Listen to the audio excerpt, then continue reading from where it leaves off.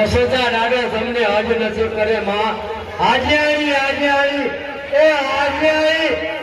કરી અને ગલી વાળા બધા કરશે માં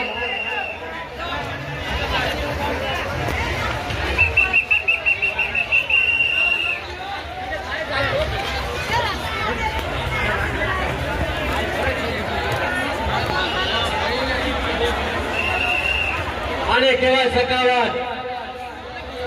જોઈની નજરની સામે છે આખો હોય તો જોઈ લ્યો જેના બાપે સકાવત કરી હોય દીકરો સકાવત કરે